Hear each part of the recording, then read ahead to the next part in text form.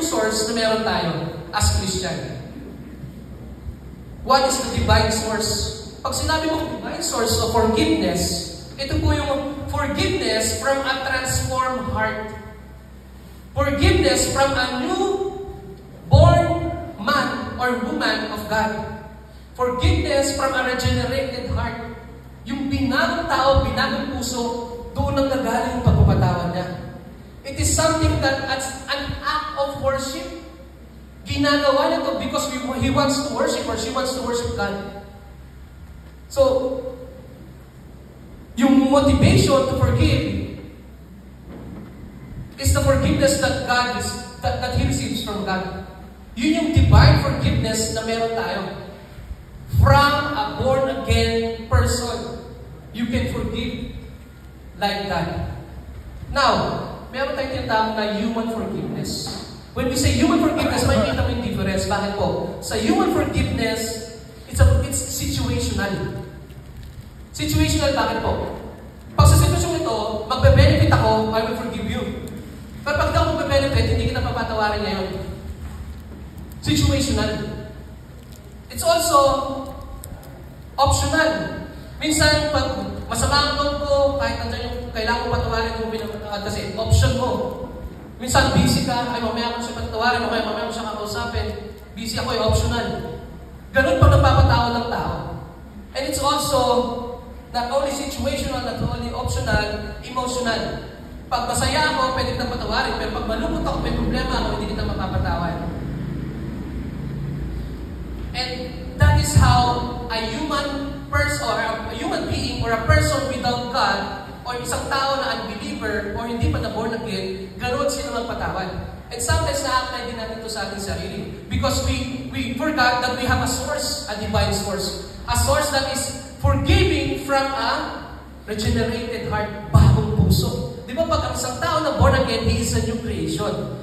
Siya ay pinanganak, hindi sa kagustuhan ng laman, kundi sa will ng Diyos. Ibig sabihin, yung regenerating power ng Diyos na hindi natin kaya gawin. Like, pag pinanganak tayo, wala tayong ginagawa, wala tayong tinutulong sa nanay natin. Sila ang umiirig, dumudulas lang tayo. It's the same thing with our being born again experience. Wala tayong itinulong sa Diyos, kundi ang kasalanan natin. But everything comes from Him. Something that is way far from our power to do. We are a new creation, something that only God can do. And that is the source of a forgiveness that is divine.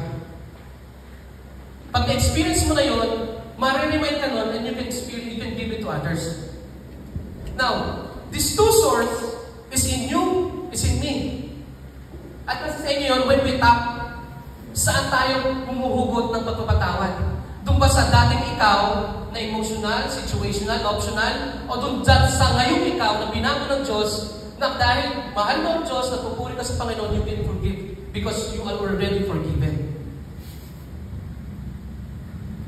You know, gusto kong simulan yung message ko with my personal experience from the Lord about forgiveness.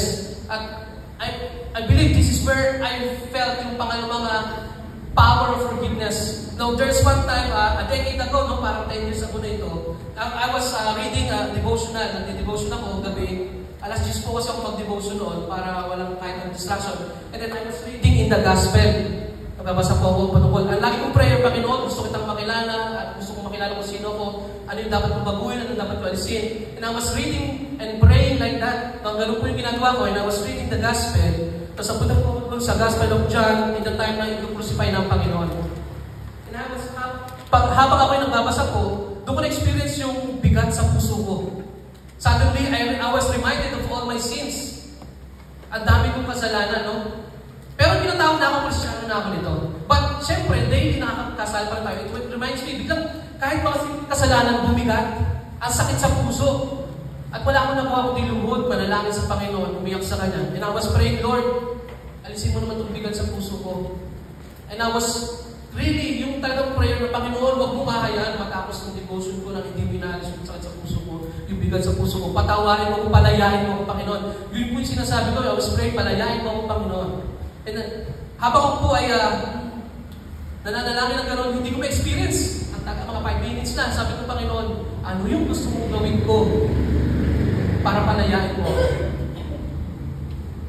Ano yung gusto mong gawin ko? Inuulit-ulit ko, Panginoon, sabihin mo sa akin, sabihin mo sa iyong salita, yung mga gusto mong gawin ko. And I was praying, habang ako nananalangin, nakaluhod po ako noon, and I was praying, ano yung gusto mong gawin ko? Suddenly, alam nyo, nakakatawa ngayon, pero noong time na yun, sobrang bigat. Habang ako nananalangin, bigla-bigla sa isip ko, naglabasan yung mukha ng mga taong nanakit. Yung mga taong galit ako.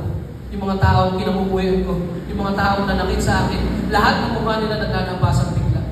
I was praying, Lord, tulungan mo ako, sabihin sa akin sila akong gawin. Habang ako nananalangin, lumalabas yung mga mukha nila, eh suddenly doon ako gigit na iyak. Sumabog yung luha ko. Kasi parang pinapakita ng Panginoon, kung mahal mo ako, kung gusto mo talagang gawin, yung mga gusto ko ipagawa sa'yo, bless and forgive these people. Wala na akong may tatanggi sa Panginoon, maghihingi ako sa Kanya ng pagpapalaya at pagpapatawad. And He showed me the faces of people na ayaw kong patawarin sa puso ko at kinakainisan ko. Galit na galit ako. I was wrestling with God emotionally and spiritually noong time na yun. Kasi nga, yun eh. Wala ka nang ligtas. Gusto mo makalaya. Sabi ng Panginoon, sige, patawarin mo itong mga tao to. At sabi ko nga, tapos parang hindi pa gusto ko sa Panginoon. Sabi ko, Panginoon, ganito ba yung nararamdaman mo nung time na nagpapatawad ka doon sa mga nagpapakos sa'yo? Ganito ba kahirap? Imagine mga kapatid, dito ako nag-invento, napakahirap. Napakahirap magpatawad at manalangin sa mga tao. I-bless them.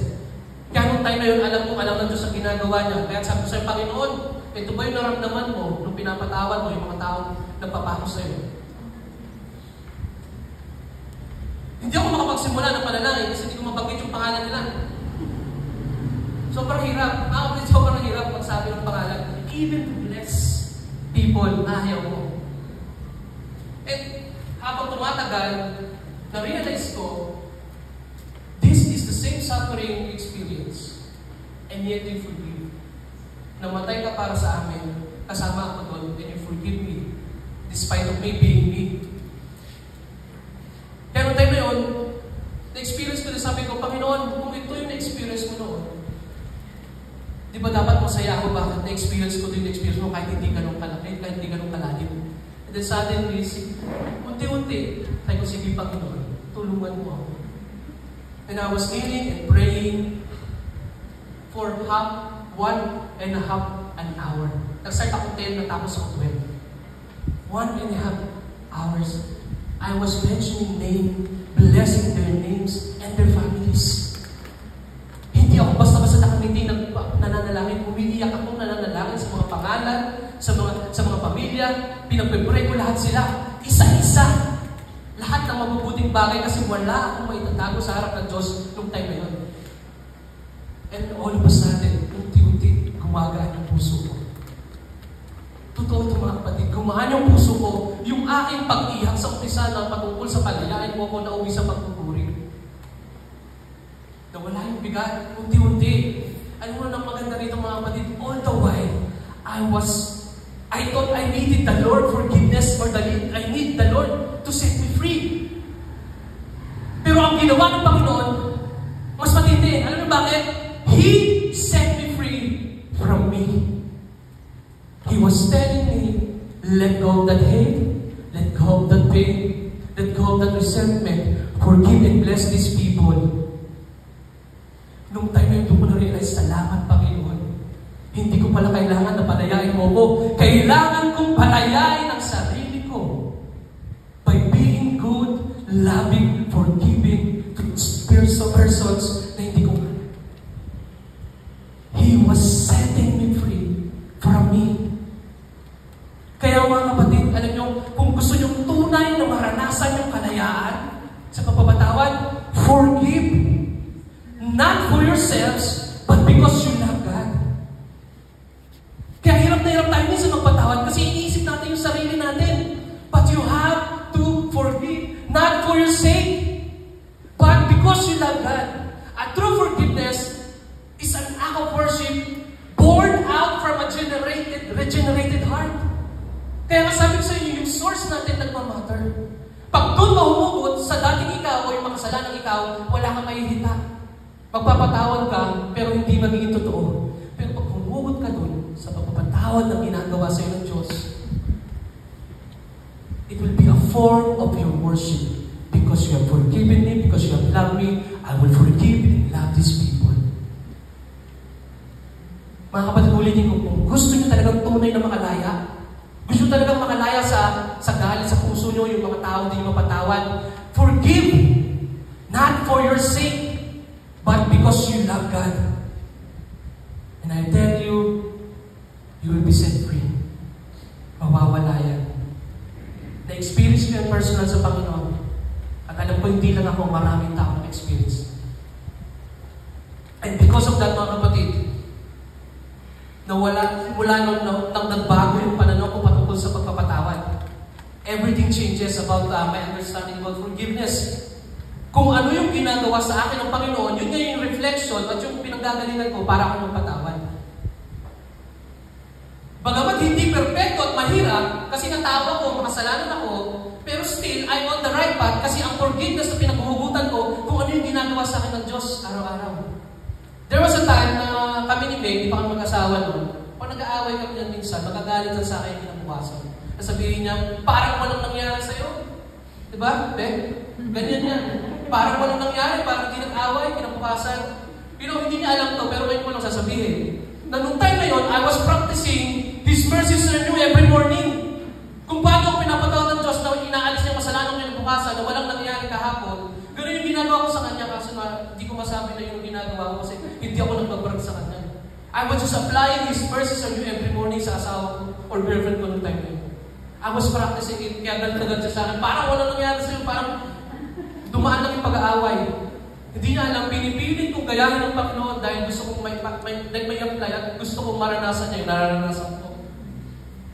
Paano ko sasabihin, sumusunod ako, i-apply ko yung naranasan ko. At mahirap yun mahirap. Kasi hindi lang naman siya nasaktan, ako rin Diba?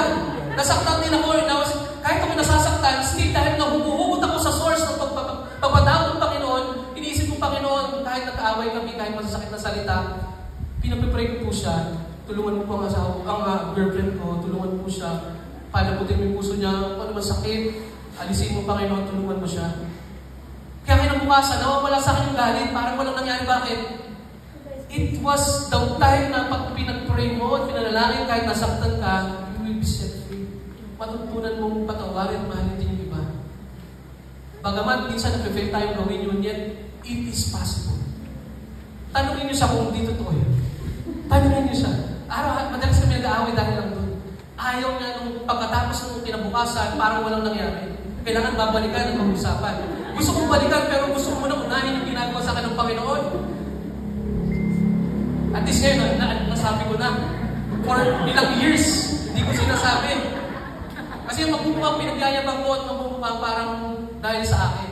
So I pray na sabi ko sa kanila, darating yung time. Sabi ko naman sinasabi sa kanya, in time will come, maintindihan mo naman. Pero this time, let my actions speak louder than my words. So, ganun yung ginagawa, yun yung pinapractice ko. Marami yung pwedeng practice tayo mga kapatid, pero that is that time na pinapractice ko sa kanya. Hanggang ngayon, kahit mahirap, kahit ngayon mas close na kami, di ba pag mag-asawa na kayo, mas naiintindihan nyo na isa't isa, mas alam nyo yung mga negatibo, mga positibo, mas matindi yung galit at nag-aaral. Pero pag naalala mo yung pagpapatawad sa iyo, Diyos, na araw-araw na binibigay, ang hirap hindi gawin sa iba Bakit nakakahiya sa harap ng Diyos? Kahit masakit, mahirap. Kaya nga po, na-notice ko, when it comes to forgiveness, there is something here na namimislok natin lagi. Sa pagpapatawad. Ano yung po yun? Na-overlook natin yung importance of reconciliation. Importance of reconciliation. Kasi despite forgiving people, napatawad ko na, still the reality is that relationship was damaged. Sometimes the relationship was broken. And we don't just need forgiveness, but reconciliation. Which, we all know, it will not be easy. Hindi natatapos sa pinatawad mo. May reconciliation magaganap. Lalo pag-asawa natin, mga kapatid. Pag pinatawad nyo yan, hindi pwedeng pagpapatawad, nakasimangan ka pa rin. Kasi hindi mabubuo yung reconciliation. Sabi ko nga, the very practice of forgiveness ay mapapractice natin sa ating mga asawa. Kasi araw-araw mag-aaway tayo, araw-araw kailangan natin magpatawaran. At doon natin mapapractice yung ginagawa sa atin ng Panginoon. Kaya nga sabi ni Paul, ang Panginoon Jesus ang groom. At ang mga Kristyano ang bride, asawa niya tayo. And the way He forgive us is the way we forgive our spouses. That is the closest thing na pwede natin i-practice to follow God's forgiveness and to obey His command of forgiveness. Mahirap, pero pag inisip mo na gano'n ang ginagawa sa iyo ng Diyos, tinigis niyang magpatawad. Nagagawa natin. Amen? Alam niyo, salamat sa Panginoon. Alam niyo bakit? He can forget sins. Tama. Sabi niya, from east to west, makakalimutan ko yung kasalanan mo. Meron siyang kakayahan na mawala yung kasalanan sa kanyang isip natin ginawa para hindi na ito maalala. But the problem is tayo, wala tayong kakayahan gano'n. We don't have this power to have a selective amnesia. The only thing na napapalimutan natin is yung mga bagay na walang bilang. Pag walang bilang sa'yo yung offense, hindi mo naaalala yun. Pero pagka may bilang sa'yo, it will remind you every time.